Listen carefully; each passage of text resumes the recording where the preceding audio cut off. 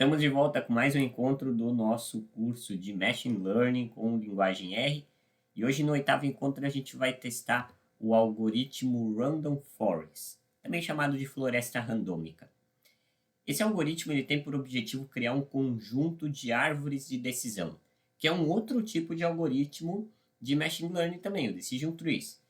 Seria vários Decision Trees, o que a gente chama de floresta, por isso que Forest, seguindo aí árvores de decisão que a gente diz aí de N-estimators, a quantidade de árvores de decisão. Ele é um algoritmo que é um reforço, tá? É um reforço do Decision Trees, que é desse outro algoritmo de árvores de decisão. Ele une vários desses algoritmos para criar um algoritmo um pouco mais complexo, o Random Forest, a floresta randômica. Esse algoritmo ele tem o conceito de bagging ou bootstrap aggregation, que também essas duas nomenclaturas, que são conjuntos de modelos que a gente usa várias árvores de decisões, o tal de Ansible Learning, tornando a resposta preditiva mais robusta e menos propensa a overfitting, a falhas.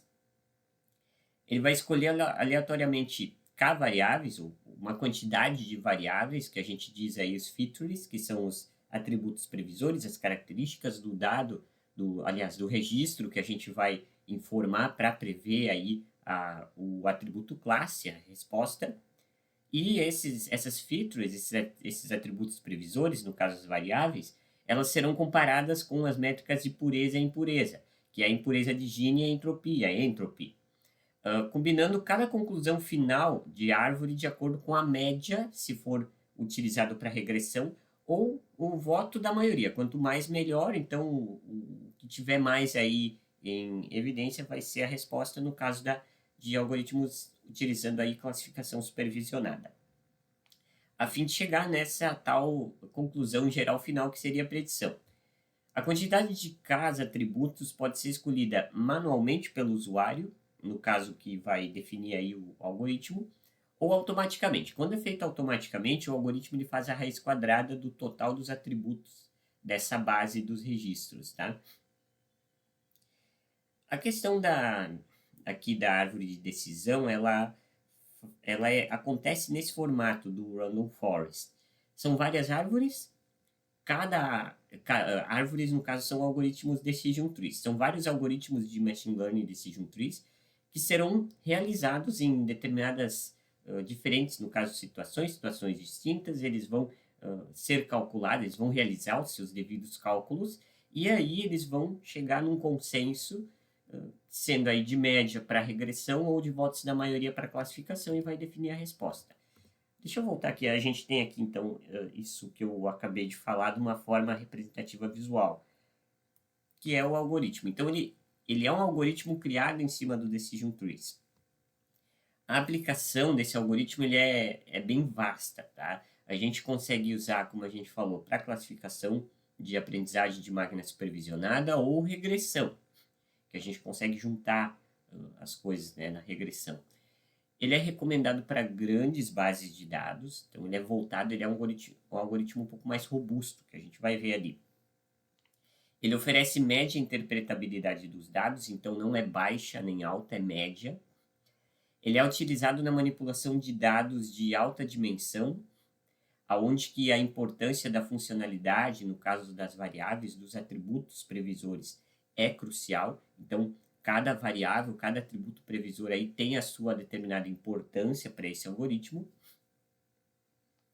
Ele é utilizado na manipulação de variáveis, no caso, de novo, os atributos previsores categóricos, com características categóricas, ou seja, para texto.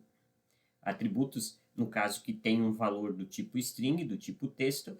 A gente tem possibilidade de utilização na manipulação de classes que não estão tratadas, ou seja, que talvez apresentem algum tipo de overfitting, ou que tenha algum dado em branco, mas principalmente aí com classes não balanceadas, ou desbalanceadas. Eu coloquei tratadas para a gente já ter uma ideia, onde que os dados eles não estejam tratados.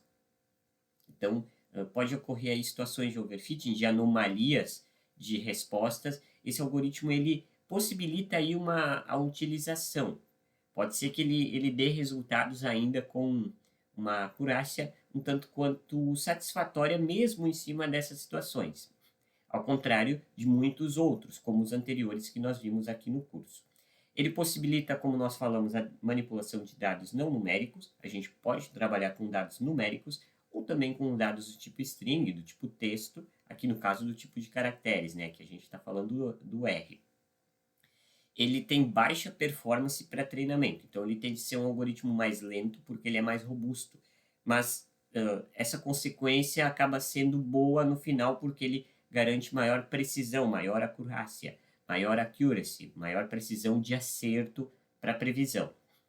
Ele é utilizado para conjuntos de métodos, ele garante, no caso, robustez e acurácia, médio tempo de complexidade para treinamento e predição. Então, se a gente fosse estimar esse tempo, essa performance, ele tem um tempo médio, de médio a um pouco mais demorado. Ele tem a possibilidade de utilização para continuous learning, que é a aprendizagem contínua. Nesse caso, a gente tem até inclusive o Random Forest Online. Quanto mais árvores de decisões, quanto mais decision trees haverem no algoritmo, maior é a probabilidade, no caso, de overfitting, porque daí vão ser mais condições distintas, tá? A gente precisa ter uma atenção quanto a isso. Eu trouxe aqui também umas desvantagens para a gente ver cenários onde que esse algoritmo ele não é tão recomendado assim. Por exemplo, quando esse algoritmo ele tenha uma alta carga de processamento, então ele vai consumir muita memória, muito processamento e muito tempo também, porque como a gente viu, o Random Forest é a junção de vários algoritmos de decision trees, de árvores de decisão. Então, não é só um algoritmo executando, é um algoritmo macro, Random Forest, executando micros árvores de decisões, se assim podemos dizer, no seu interior. Então, é um algoritmo complexo para bases de dados grandes, um algoritmo parrudo, mais robusto. Então, ele vai consumir mais recursos de hardware e, consequentemente, mais tempo para processamento. Com vantagem disso, a gente tem maior precisão na resposta dos dados. Ele tem combinação de múltiplas árvores e isso pode dificultar na predição, tá? Por isso que a gente falou da possibilidade de overfitting, porque são vários algoritmos distintos, então muitos algoritmos de árvores de decisão nesse algoritmo tende aí a ficar um pouco mais confusa a lógica macro, então pode ser que ocorra aí uma possibilidade de overfitting. A utilização do Random Forest é bem ampla. Ele é utilizado, por exemplo, para classificação de imagens visuais, análises de risco. Que tipo de risco? Por exemplo, risco de créditos para instituições bancárias utilizam muito isso para verificar porque aí sim, como a gente falou das características desse algoritmo, os valores dos dados, dos atributos previsores, né, das características dos registros, tem muita importância. Então, para uma análise de risco de crédito, a gente precisa saber o histórico da pessoa. O histórico da pessoa, desse determinado cliente, são os dados, no caso, que ele tem, e os seus respectivos valores. Então, esse algoritmo aí cabe bem para isso. Detecção de fraudes também, e sistemas mais críticos, sistemas de recomendação, além de sistemas de recomendação, sistemas mais críticos como hospitalares, por exemplo, aonde que o tempo talvez não seja a variável mais determinante, mas sim a acurácia, no caso a precisão de acerto, ele tem com relação a isso. Vamos dar uma olhada na implementação desse algoritmo. Eu estou aqui no R. Deixa eu ajeitar aqui. A gente vai abrir aqui o modelo preditivo R e anotações também, para a gente falar um pouquinho do Random Forest. Então eu vou vir aqui, ó, vou colocar Random Forest na nossa anotação. Vamos lá, accuracy, de aproximadamente alguma coisa que a gente vai ver a partir de agora. Vamos lá. A gente faz a instalação do pacote Random Forest. Ele é necessário, ele não está pré-instalado no RStudio. E aí nós vamos criar o modelo 4, que é o que a gente vinha fazendo. A gente tem os modelos 1, 2 e 3, onde que a gente foi testando os algoritmos. Tá? E vamos executar aqui o modelo 4. A gente só vai clicar em cima dele aqui para a gente dar uma olhadinha. A gente tem as devidas anotações. Tá? Modelo 4. Deixa eu executar de novo. Modelo 4. Ctrl Shift 2 para a gente dar uma olhada aqui na saída do comando, tá? Quando a gente vê o modelo 4, a gente tem aqui alguns valores, tá? O maxdiff. E aí a gente tem alguns valores estatísticos. A gente pode fazer o seguinte. A importância das variáveis, tá? Vamos dar uma olhada. Porque a gente viu, Ctrl Shift 2. Deixa eu voltar aqui de novo e executar a importância das variáveis para ficar mais claro para a gente. Porque a gente viu que nesse modelo, no caso do Random Forest, os atributos previsores, as features, no caso as variáveis, né, dos nossos registros, têm alguma importância, overall. E algumas variáveis aqui, nesse caso, elas não estão tendo importância para a lógica desse algoritmo. Como, por exemplo, blood pressure, que seria a pressão sanguínea, e a insulina. Olha, eles têm importância zero. Eles não têm, na verdade, nenhuma importância para a questão da predição desse algoritmo. Então, as outras variáveis, sim. Principalmente a idade. A idade e o BMI, que é o Body Mass Index. É o índice de massa corporal, o popular IMC. Tá? Eles têm alguma grande importância. Inclusive aqui, a glicose também. A gente vê que tem uma importância bem grande, inclusive. Então, a gente consegue verificar, nesse caso, as variáveis que têm mais importância. Aí, agora, a gente vai fazer o seguinte.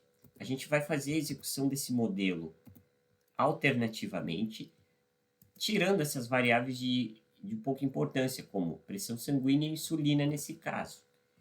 Vamos dar uma olhadinha nessa nova implementação do modelo. A gente tem aqui todos os dados, você pode dar uma olhada com calma, eu vou fazer a execução, deixa eu só limpar o nosso shell aqui e executar de novo.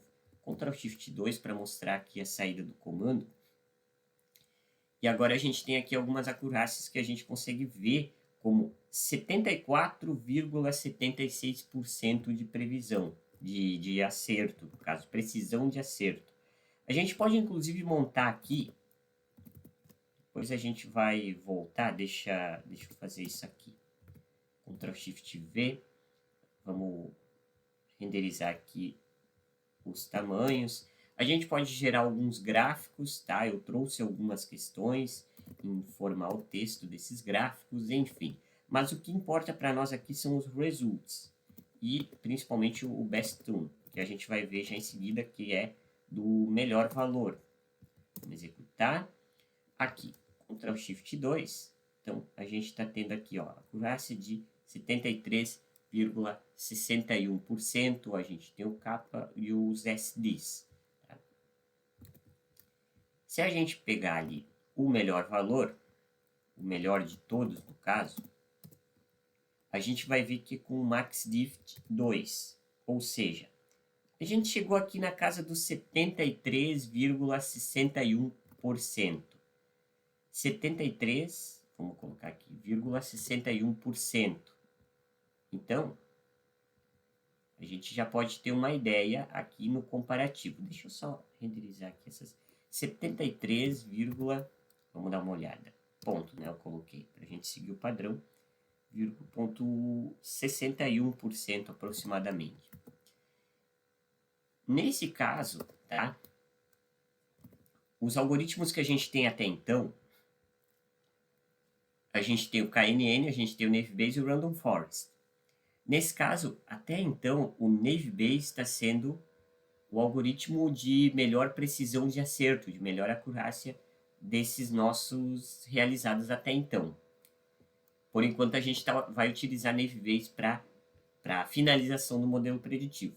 Mas no próximo encontro, a gente vai testar o SVN, que é um outro tipo de algoritmo, que inclusive esses comandos você encontra lá no meu site, bsocial.github.io, e o arquivo da base de dados, que é o arquivo excel.csv, diabetes.csv no caso, você encontra no GitHub do nosso curso. Se você está me assistindo pelo YouTube, esses links estarão na descrição. Um abraço e até o nosso próximo encontro.